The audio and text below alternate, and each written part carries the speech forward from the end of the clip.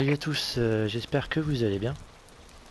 Donc on se retrouve aujourd'hui sur Call of Duty Advanced Warfare, le nouveau Call of qui vient de Atlas, sortir. vous avez l'autorisation d'attaquer. Donc là on est sur une map, que j'ai oublié le nom d'ailleurs, qui se déroule en gros dans l'espace, plus ou moins. Aujourd'hui je crois que c'est une espèce de station spatiale. On a l'avantage. Enfin, bref. Donc, pour parler un peu du jeu, donc comme on pouvait s'y attendre, pas mal de nouveautés. Entre les doubles sauts, les déplacements latéraux vers l'arrière. Ce qui franchement qui est bien rendu, j'ai envie de Drone dire. de reconnaissance en Alors attente. moi qui j'ai jamais testé Titanfall, allié qui est un peu au-dessus.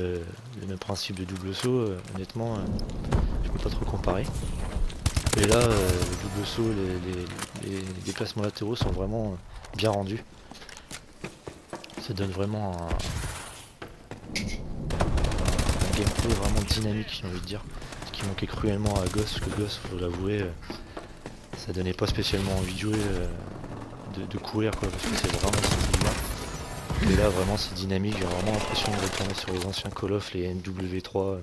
Après je peux pas dire encore plus vieux parce que j'ai pas trop joué ceux d'avant. Donc j'ai commencé qu'à Black Ops 1. Mais bon voilà quoi. Donc là je joue avec fusil d'assaut, donc l'HBR A3, qui est une arme plutôt pas mal.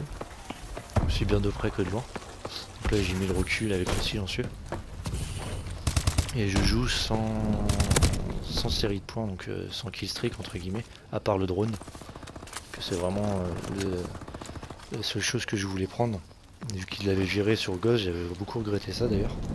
Et là le fait qu'il l'ait remis, j'ai dit il faut vraiment que je prenne le drone, ça fait vraiment plaisir de pouvoir le remettre. Donc là vous allez voir que le gameplay ça se passe plutôt pas trop mal. C'est pas un énorme gameplay mais ça se passe plutôt bien. Il faut non plus vous montrer de la merde.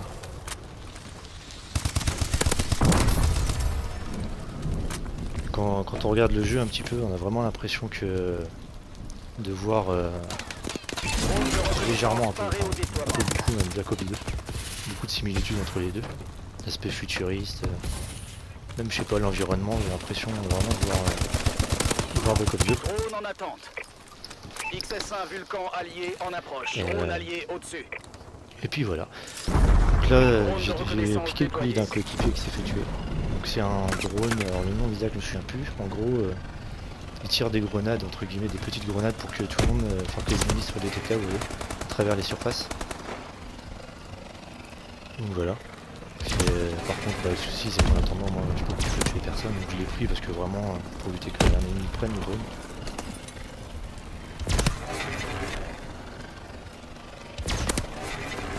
Donc je pense que de toute façon je vous proposerai d'autres gameplay dans la semaine. Là vous voyez que l'autre en face utilisait une arme à laser.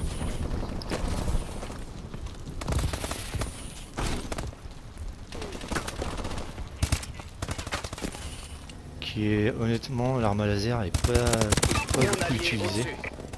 Drone de reconnaissance Malgré que en attente. faut dire que je l'ai même pas utilisé du tout. Moi je l'ai utilisé en partie privée parce que je voulais essayer vite fait les armes. Mais je l'ai pas utilisé pas du tout utilisé en multijoueur. Sachant qu'il n'y a pas de chargeur réel dedans en fait. C'est une arme qui chauffe. Une fois qu'elle est en surchauffe, on peut plus tirer, on est obligé d'attendre qu'elle refroidisse pour pouvoir retirer. Donc en fin de compte on a des munitions illimitées avec cette arme là. Et puis après bon, honnêtement elle est pas abusée du tout étant donné que quand elle chauffe après on peut tirer. Donc voilà. Faut vraiment tirer par à coup sinon c'est la surchauffe assurée. Et juste juste un défaut j'avais envie de trouver à ce jeu. C'est vrai encore c'est un défaut, c'est vraiment pas vraiment au jeu en lui-même, c'est plutôt au niveau des armes. Notre Ils drone est ont activé. remis la K12 qui était dans Ghost. Qui là honnêtement c'est une AK12, si vous tombez en face d'elle, si le mec est plutôt bon, vous faites pas le poids quoi.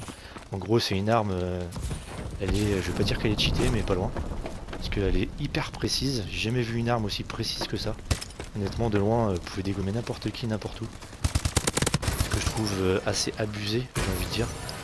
Étant donné que toutes les armes on le sait, il y a des armes plus ou moins bien que d'autres. Mais là honnêtement c'est la première fois que je jouais une arme aussi abusée. Il y avait la DPP 90 M1 sur la W3, on disait qu'elle était abusée, mais honnêtement la K12 là, même avec une mitraillette, des fois on fait pas le poids quoi. Donc de près, hein, je parle de loin. Bon, c'est normal qu'un fusil d'assaut prenne l'avantage, mais là c'est vraiment abusé je trouve. Enfin bref, c'est vraiment entre guillemets le petit défaut que j'ai trouvé parce que puis bah étant donné qu'il y a énormément de monde qui la prennent, donc voilà quoi. Si vous avez la possibilité de l'essayer, essayez-la, si vous avez le jeu. Honnêtement, dites-moi ce que vous en pensez, et moi personnellement, j'évite de trop la prendre parce que je vois pas le mérite de faire des gros scores avec une arme comme ça quoi. Étant donné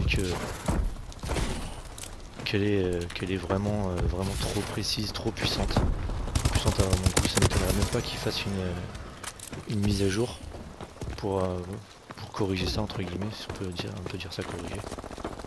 Enfin bref. Mis à part ça, le jeu franchement est plutôt pas mal.